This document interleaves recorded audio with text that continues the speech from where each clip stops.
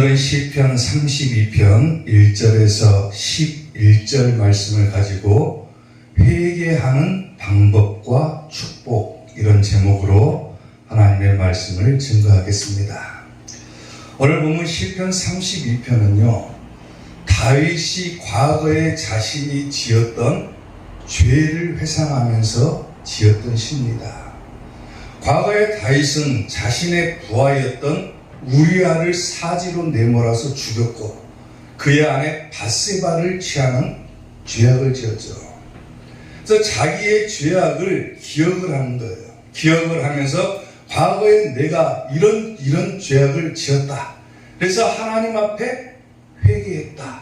그래서 오늘 본시를 갖다가 회개시로 불리기도 하고 또 교훈적인 내용이 담겨있다고 해서 교훈시로 불리기도 합니다. 자, 오늘 우리가 다윗이 어떻게 회개했는가, 회개하는 방법을 우리가 살펴보고 또 회개할 때 어떤 축복이 우리에게 임하게 되는가. 자, 회개하는 방법과 축복. 첫 번째, 죄를 자복해야 된다 그랬어요. 오늘 보면 5절 말씀을 보면은 내가 이르기를 내 허물을 여호와께 자복하리라 하고 주께 내 죄를 아뢰고 내 죄악을 숨기지 아니하였더니 곧 주께서 내 죄악을 사하셨나이다 그래요. 우리가 회개하는 첫 번째 방법은 바로 죄를 자복하는 것에서부터 시작하는 겁니다. 아멘. 여기서 자복하다라고 하는 단어의 뜻은 뭐냐면 자기의 양심이나 가책이 아니라 또 자기의 죄를 인정하는 것이 아니라 하나님 앞에서 자기의 죄를 온전하게 드러내는 것이 자복이라고 하는 거예요. 단지 내가 어떤 죄를 지어가지고 이것은 내가 잘못한 것이다, 내가 양심의 가책을 느꼈다, 이게 자복했다가 아니라는 거예요. 또 내가 내 잘못을 인정했다, 이것도 자복이 아니라는 거예요. 자복이라고 하는 것은 뭐냐면 하나님 앞에서 내 죄를 숨기지 아니하고 낱낱이 아뢰는 것을 갖다가 자복한다라고 하는 뜻을 담고 있는 거예요. 아멘. 그러니까 다윗이 하나님 앞에 과거에 자기가 지었던 죄를 회상을 하면서 내가 하나님 앞에 내 죄를 자복할 것이다, 하나님 앞에서 내 죄를 하나도 숨기지 아니할 것이다, 이렇게 고백을 하는 거예요. 그게 회개의 첫 번째 방법이 된다라는 거예요. 내 죄를 하나도 숨기지 아니하고 하나님 앞에 온전하게 낱낱이 그 죄를 아뢰면은 하나님께서 어떻게 하시냐, 곧 주께서 내 죄악을 뭐 해주셨다고 합니까? 사해 주셨다고 그래요. 과거를 회상했다고 그랬죠. 과거에 내가 하나님 앞에 잘못을 저질러 가지고 내 죄를 숨기지 아니하고 낱낱이 하나님 앞에 내 죄를 아뢰었더니 하나님께서 내 죄를 사해 주셨다. 이 사하셨다라고 하는 단어 역시도 용서하다라는 뜻도 있지만은 칭찬하다라고 하는 뜻도 담겨져 있는 거예요. 하나님 앞에 내 죄를 고백했더니 하나님께서 용서해 주시고 하나님께서 오히려 칭찬해 주셨다라고 하는 거예요. 아멘. 우리가 살면서 죄를 안 지을 수는 없죠. 사람이 다 죄를 짓고 살아갑니다.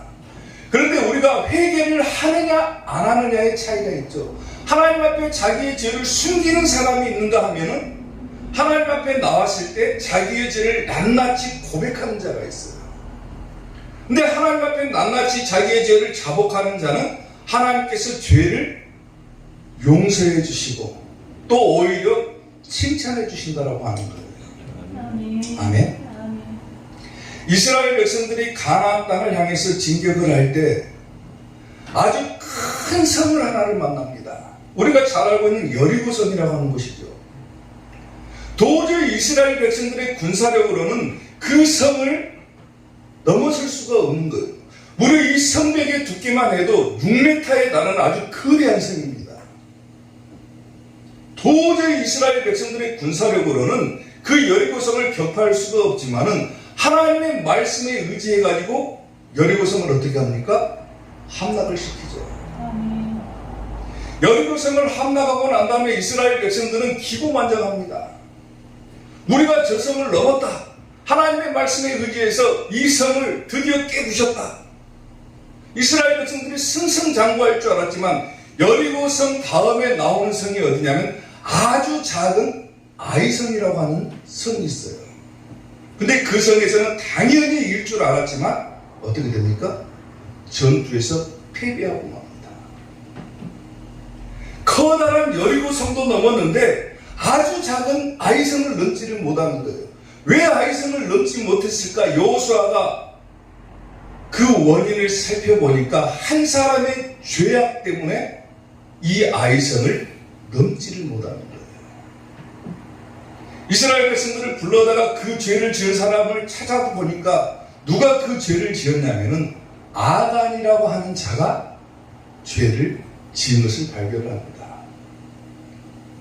그러므로 여호수아가 아간에게 이르되 내 아들아 청하노니 이스라엘의 하나님 여호와께 영광을 돌려 그 앞에 자복하라고 그랬죠. 자복하고 내가 행한 일을 내게 알게 하라. 그 일을 내게 숨기지 말라 하니, 숨기지 말라고 그러죠. 자복하라고 그러죠. 아간이 여호수아에게 대답하되 이르되 참으로 나는 이스라엘 하나님 여호와께 범죄하여 이러이러하게 행하였나이다 하니 내가 노력한 물건 중에 신할산의 아름다운 외투 한 벌과 은 200세겔과 그 무게가 50세겔 되는 금덩이 하나를 보고 탐내어 가져갔나이다.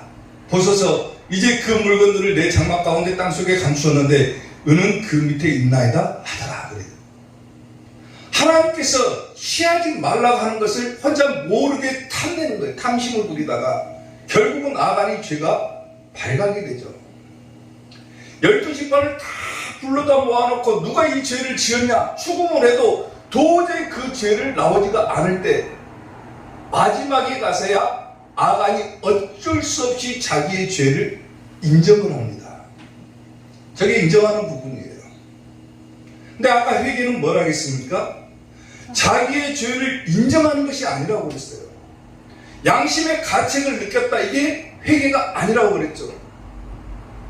회개라고 하는 것은 뭘 하겠습니까? 자기의 죄를 낱낱하게 하나님 앞에 아뢰는 것, 자복하는 것이 회개의 첫 번째 방법이라고 그랬죠. 자기의 죄가 드러났으면은 하나님 앞에 하나님 내가 이런 죄를 지었습니다. 하나님 내가 이렇게 죄를 지었습니다. 낱낱이 하나님 앞에 고백하는 것이 회개하는 방법인 거예요. 근데 아간은 그것을 안 한 거죠. 자복한 것이 아니라 자기의 죄를 어쩔 수 없이 인정해버리는 거예요. 이건 회개가 될 수가 없다는 거죠. 근데 반면 다윗은 자기의 부하였던 우리아를 죽이고 그의 아내 밧세바를 범하게 되죠. 이때 선지자 나단이 다윗을 찾아와가지고 심하게 다윗을 책망을 합니다. 당시에 다윗의 신분은 왕이죠, 왕. 그리고 선지자는 나단은 선지자의 신분임에도 불구하고 왕에게 찾아가지고 당신이 그 죄를 지었지 않습니까? 추궁할 때 다윗이 어떻게 합니까? 즉시 자기의 죄를 자복을 해버립니다. 이게 아간과 다윗의 차이점이라는 거예요. 다윗이 나단에게 이르되 내가 여호와께 죄를 범했습니다. 자기의 죄를 고백하는 것. 나단이 다윗에게 말하되 여호와께서 당신의 죄를 뭐 해주신다고 합니까? 자복하는 자는 죄를 사하여 주신다라고 하는 거예요. 아멘? 아멘. 자복하는 자는 하나님께서 사해 주신다. 우리가 회개할 때 반드시 자기의 죄를 감추지 않아야 된다는 거예요. 하나님 앞에서는. 자기의 죄를 인정해서도 안 되고 뭐 양심의 가책을 느꼈다. 이게 회개가 아니라고. 하나님 내가 이런 죄를 지었습니다. 떠오를 때마다 하나님 앞에 죄를 고백하는 거예요. 아멘. 그래야 우리가 어디 갑니까? 천국 가는 거예요. 아멘. 아멘. 천국을 가기 위해서는 우리가 반드시 거쳐야 되는 관문이 한 가지가 있습니다. 여기를 통과하지 못하면 반드시 우리는 천국에 못 가는 거예요. 우리가 왜 신앙생활을 합니까? 천국 가기 위해서 신앙생활을 하는 거예요. 아멘. 그런데 이 천국에 들어가기 위해서 반드시 거쳐야 되는 한 가지 관문이 뭐냐면 회개라고 하는 관문을 통과해야 되는 거예요. 그걸 통과하지 못하면 절대로 천국에 들어갈 수가 없는 겁니다. 세례 요한이 사람들에게 복음을 전할 때, 천국 복음을 전할 때 천국보다 먼저 전한 복음이 한 가지가 있죠. 그게 뭡니까? 회개라는 거예요. 회개. 회개해라. 천국이 가까이 왔느니라. 이게 첫 번째 복음을 전하는 거예요. 천국에 들어가려면은 자기의 죄가 깨끗해져야 된다는 거예요. 회개부터 시작해야 된다는 거예요. 마찬가지로 세례 요한도 전했고 예수님도 뭐라고 합니까? 처음으로 사역을 시작하면서 전하신 복음이 뭐냐면 이때부터 예수님께서 비로소 전파에 이르시되 똑같죠. 뭐부터 시작합니까? 회개하라. 천국이 가까이 왔느니라 그러죠. 아멘. 천국 가기 위한 필수 조건이 바로 회개라는 거예요. 아멘. 아멘. 사업을 하는 사람들이 성공하기 위한 필수 조건이 한 가지가 있다고 그래요. 그게 뭔가 보니까 사업에 성공하기 위해서는 반드시 해야 되는 것이 한 가지가 있는데 그게 뭐냐면 재고 정리를 잘해야 된다고 합니다. 실업자 경부에 뭐라고 적혀져 있냐면은 재고 조사를 하지 않는 자는 파산한다. 이런 명언이 있어요. 재고 조사를 잘 하지 못하는 사람은 그 사업은 망하게 된다. 얼마만큼 재고 정리를 잘하느냐가 그 사람의 사업을 성공하느냐 실패하느냐가 가려진다라고 해요. 자기가 얼마만큼 물건이 있는지를 알아야 장사를 할 거 아닙니까? 얼마만큼 내게 팔 것이 남아있는지를 알아야지만이 뭐를 가져오고 어떻게 팔아야 되고 이것이 명확해진다라는 거예요.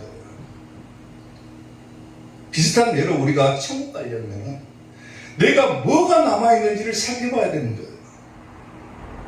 하나님 나라 천국에 들어가기 위해서 과연 내 죄가 혹시라도 남아있지는 않은지 이것부터 살펴봐야 된다는 거예요. 아멘. 회개하는 자가 천국 가는 겁니다. 그리고 자기의 죄가 떠오를 때마다 하나님 앞에 낱낱이 그 죄를 자복하는 것이 회개의 방법인 것이고 그런 자가 천국에 들어가는 거예요.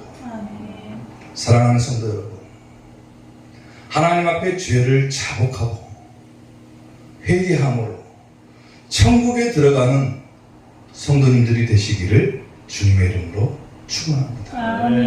회개하는 방법과 축복 두 번째, 주를 만날 기회를 얻어야 된다 그랬어요. 오늘 보면 6절 말씀을 보면은 이로 말미암아 모든 경건한 자는 주를 만날 기회를 얻어서 주께 기도할지라 그랬죠. 회개하는 두 번째 방법은 뭡니까? 하나님을 만날 기회를 얻어야 된다라는 거예요. 얻어야 된다.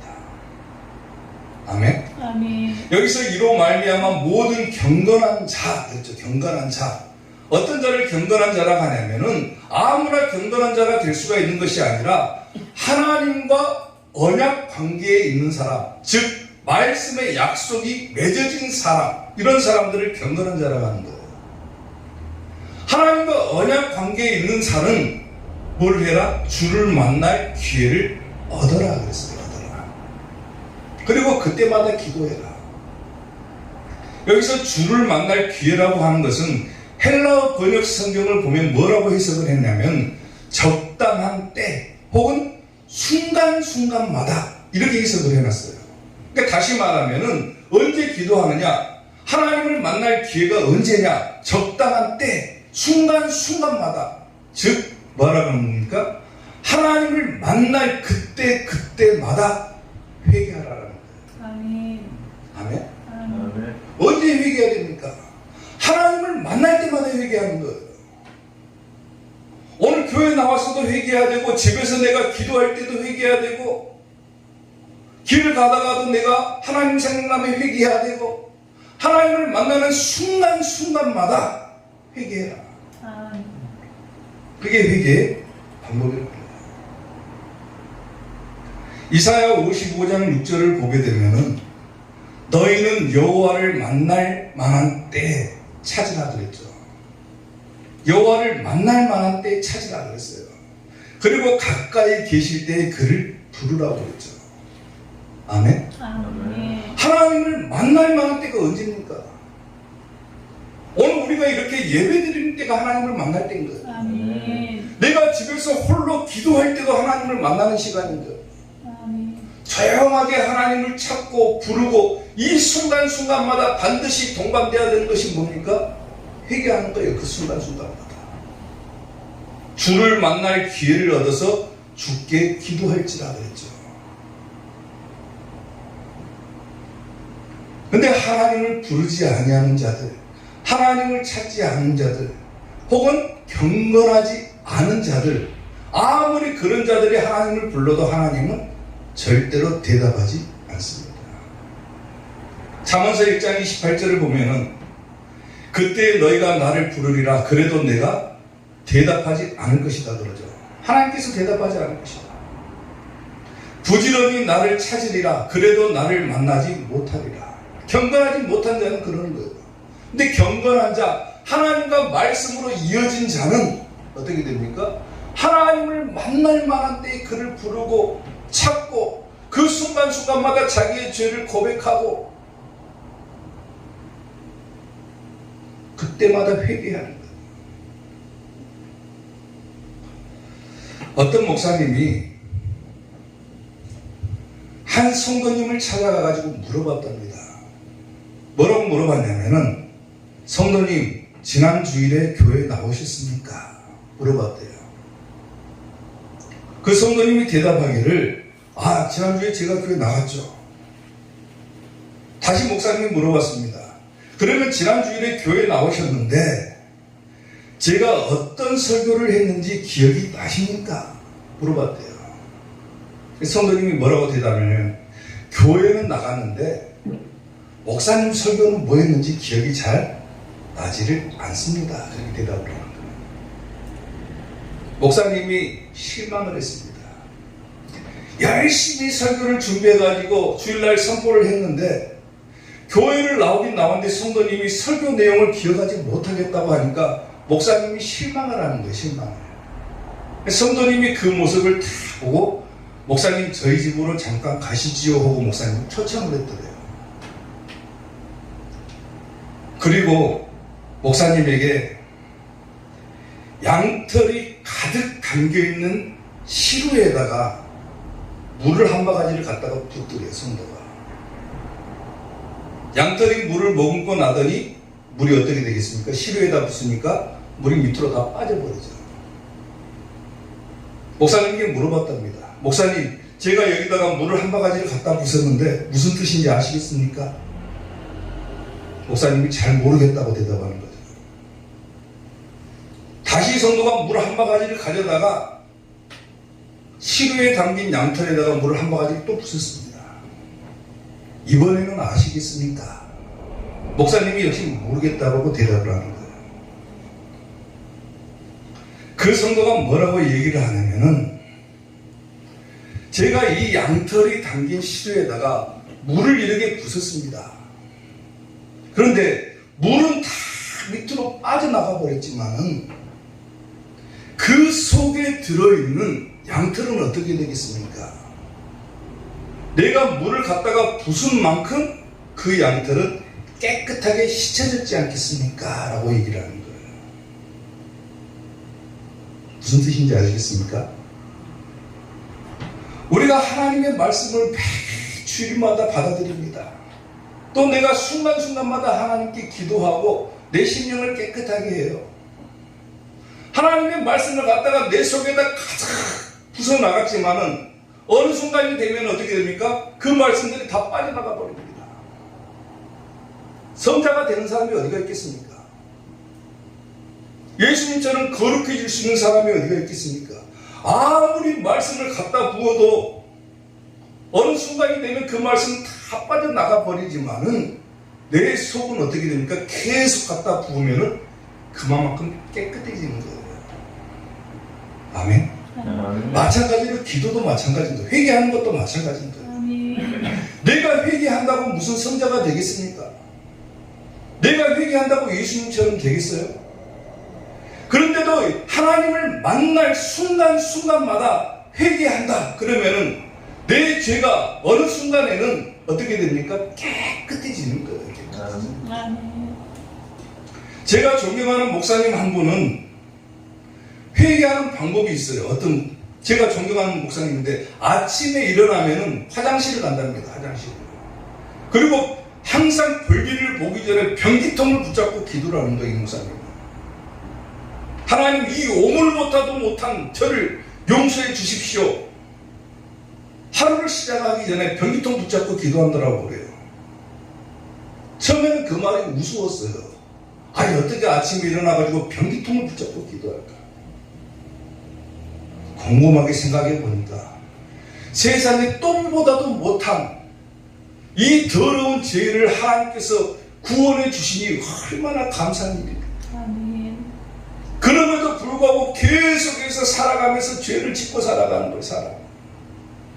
아침마다 이 목사님은 변기통 붙잡고 회개하는 거예요. 사랑하는 성도 여러분, 주를 만날 기회를 얻어서 경건한 자는 주께 기도해라 그랬죠. 우리가 언제 하나님께 기도할 것입니까? 하나님을 만날 순간순간마다 기도하는 거예요. 아멘. 오늘 이렇게 예배 시간에 나왔으면 예배하는 중에도 기도하는 거예요. 아멘. 길을 걷다가도 기도하고, 밥 먹을 때도 기도하고, 자기 전에도 기도하고, 혼자 있는 시간에도 기도하고, 그 순간순간마다 주를 만날 기회를 얻어서 기도해라. 오늘 다윗이 자기의 죄를 회상하면서 회개했던 것처럼 하나님을 만날 순간순간마다 회개를 동반한 기도를 해라. 그래야 천국 가는 겁니다. 아멘. 하나님을 만날 때마다 회개하는 것이 회개의 두 번째 방법이 되는 거예요. 반드시 회개를 통해서 천국 들어가는 우리 성도님들이 되시기를 주님의 이름으로 축원합니다. 회개하는 방법과 축복, 마지막 세 번째, 환난에서 보호해 준다 그랬어요. 오늘 보면 7절 말씀을 보면은 주는 나의 은신처이오니 환난에서 나를 보호하시고 구원의 노래로 나를 두르시리다 그랬죠. 회개하는 방법이 뭡니까? 첫째는 죄를 감추지 않아야 된다. 두 번째는 하나님을 만나는 순간순간마다 회개해야 된다. 그럴 때 하나님께서 주시는 축복이 한 가지가 있습니다. 그게 뭡니까? 환난에서 나를 보호해 주신다라고 하는 거예요. 아멘. 이 축복을 얻는 거예요. 여기서 나를 보호하신다라고 하는 단어의 뜻은 뭐냐면 나를 지켜주신다, 혹은 나를 보존시켜 주신다, 혹은 나를 보호해 주신다라고 하는 거죠. 하나님께서 나를 지켜주신다. 회개하는 자는 하나님께서 반드시 지켜주신다. 어떤 어려움이 있더라도 하나님께서는 보호해 주신다라고 합니다. 또한 뭐가 있습니까? 구원의 노래로 나를 부를 것이다 그랬죠. 구원의 노래로. 도대체 구원의 노래라는 것이 뭡니까? 구원의 노래라고 하는 것은 히브리어로 번역하면은 기쁨의 환호성을 말하는 거예요. 기쁨의 환호성이 뭡니까? 크게 소리 지르는 거. 기뻐서 막 소리를 외치는 거예요. 그게 구원의 노래라는 거예요. 환난을 이기고 난 다음에 승리하는 환호성. 이게 구원의 노래라는 거예요. 모든 시험 환난을 이기고 드디어 내가 이 환난에서 벗어났구나. 얼마나 이게 기쁜 일입니까? 막 소리를 지르는 것이 구원의 노래라는 거예요. 아멘. 하나님 앞에 회개했더니 하나님께서 나를 보호해 주셨고 환난에서 나를 지켜주셨고 그 환난을 벗어나게 하셨으니 구원의 노래가 나에게 끊이지를 않는 거예요. 막 기쁨의 환호성이 막 터져 나오는 거예요. 하나님, 내가 이 시험을 이기게 해주셔서 감사합니다. 이 어려움들을 극복하게 해주셔서 감사합니다. 위험한 순간순간마다 하나님께서 나를 지켜주셨고 나를 보호해 주셨고 그리고 이 모든 환난에서 벗어나게 해주셨으니 얼마나 이게 기뻤으면 구원의 노래가 나에게 일었다라고. 시편 27편 5절을 보면은 여호와께서 환난 날의 나를 그의 초막 속의 비밀이 지켜주셨다고 그러죠. 그의 장막 은밀한 곳에 나를 숨기시며 높은 바위 위에 두시리로다 그러죠. 하나님께서 지켜주신다라는 거예요. 지켜주신다. 아멘. 마지막 때 우리가 이 생애를 다 마치고 나든지 아니면은 하나님께서 이 땅에 다시 오실 그날에 우리는 어디로 갑니까? 딱 두 가지 길이 있어요. 한 가지 길은 천국이냐 아니면 지옥이냐예요. 근데 모든 시험 환난을 이기고 회개하는 자는 하나님께서 어디로 보내주십니까? 천국으로 보내주시죠. 그 천국에 가서 우리는 뭐라고 외칩니까? 구원의 노래를 막 외치는 거예요. 요한계시록 7장 10절을 보게 되면 큰 소리로 외치이르되 구원하시니 보좌에 앉으신 우리 하나님과 어린 양에게 있도다 그러죠. 큰 소리로 막 외쳐 부르는 거예요. 하나님, 내가 이 천국에 오게 해주셔서 감사합니다. 세상의 모든 시련들을 다 이기고 환난들을 이기고 천국에 오시게 하시니 감사합니다. 큰 소리로 외쳐이르되 구원하심이 하나님과 우리 어린 양에게 있도다. 모든 천사가 보좌와 장로들과 내 생물의 주에 서 있다가 보좌 앞에 엎드려 얼굴을 대고 하나님께 경배하여 이르되 아멘.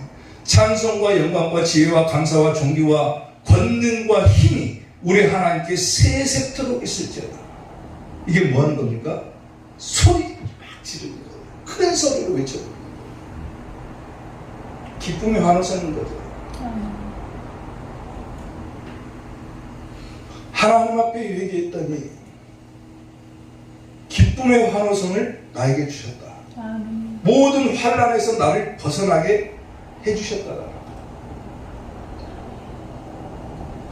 누가복음 5장을 보면은 예수님께서 제자였던 레위를 부르시면서 레위가 예수님께 너무 감사해가지고 자기의 집에 예수님을 초대를 하죠. 그리고 자기의 집에서 식사 대접을 합니다. 잔치를 베풀고 예수님께서 자기를 제자 삼아주신 것에 대해서 너무 감사해가지고 자기 집에서 잔치를 베풀어요. 근데 이 레위의 직업이 뭐냐면 세리예요. 세리. 세리가 뭐냐면 자기 동족의 피를 빨아먹는, 자기 동족들에게 세금을 걷어다가 로마 왕에게 주는 직업인 거예요. 쉽게 말하면. 그 과정에서 자기의 재산을 착복하기도 하고 쉽게 말하면 자기 백성들, 자기 동족들의 피를 빨아먹는 직업인 거예요. 근데 예수님께서는 레위를 보시고 제자 삼으셨죠. 그러니까 레위가 자기 집에서 잔치를 베푸는 것을 보고 예수님께서 이 레위하고 식사하는 모습을 보고 서기관과 바리새인들이 예수님을 비방을 합니다. 자칭 하나님의 아들이라 하면서 어떻게 죄인들과 함께 할 수 있습니까? 어떻게 죄인들과 함께 식사할 수 있습니까? 예수님을 비방할 때 예수님께서 이들에게 전하셨던 한 가지 말씀이 있으셨죠. 예수님께서 대답하여 이르시되 건강한 자에게는 의사가 쓸데가 없고 병든 자라야 쓸데가 있다. 아멘? 건강한 사람은 의사가 필요가 없죠. 병이들의 의사가 필요한 거죠. 마찬가지로 내가 의인을 부르러 온 것이 아니다. 누구를 부르러 왔습니까? 죄인을 불러 뭐하러 왔다? 회개시키러 왔다 그랬어요. 예수님께서 오신 목적을 말씀하셨죠. 내가 의인을 부르러 온 것이 아니라 죄인들을 불러서 뭘 시키러 왔다? 회개시키러 왔다. 회개시키러 왔다. 왜 그렇습니까? 죄인들이 예수님을 만나야지만이, 예수님을 만나고 회개해야지만이 어디 갑니까? 천국 가는 거죠. 하나님의 목적은 뭡니까? 모든 사람이 한 사람도 지옥에 가지 않고 천국 가기를 하나님께서 원하십니다. 아멘? 오늘 내가 지옥에 가지 않고 천국 가기를 하나님께서 원하시는 거예요. 그러기 위해서 반드시 동반되어야 되는 것이 뭡니까? 회개라고 하는 거예요. 회개. 제가 시골에서 목회를 할 때 아주 기억에 남는 한 권사님이 계시더라고요. 요즘 시골에도 새벽 기도가 다 사라져가지고 기도하시는 분도 별로 없어요. 시골에도. 근데 그 권사님은 항상 교회에 나오셔가지고 기도를 하시는 분이에요. 심지어 제가 밖으로 출타를 하면은 제가 올 때까지 교회에서 기도하시면서 기다리는 거예요. 그리고 제가 오는 것을 본 다음에 집에 가셔서 주무실 정도예요. 새벽에 그렇게 열심히 기도하시는 분이에요. 근데 이 권사님을 생각할 때마다 이 권사님이 불렀던 찬송이 저는 한 가지가 생각나요. 항상 권사님 무슨 찬송 좋아하세요? 물어보면은 항상 목사님 저는 천부의 의지 없어서 이 찬송 너무 좋아합니다. 할 줄 아는 찬송이라고는 그 찬송밖에 없어요. 그 권사님. 왜? 글도 잘 모릅니다. 글씨도 모르는데 성경책은 꼭 들고 다녀요. 찬송은 모르는데 그 찬송만 알아요. 그리고 항상 찬송 부르시면서 기도하시는데 꼭 두 손 들고 이 찬송을 부릅니다. 천부의 의지 없어서 손 들고 옵니다. 주 나를 외면하시면 나 어디 가리까. 내 죄를 씻기 위하여 피 흘려 주시니 곧 회개하는 마음으로 주 앞에 옵니다. 아멘. 아멘. 회개하는 마음으로 주님 앞에 옵니다. 하나님, 한 주일 동안도 내가 세상에서 바쁘게 살았습니다.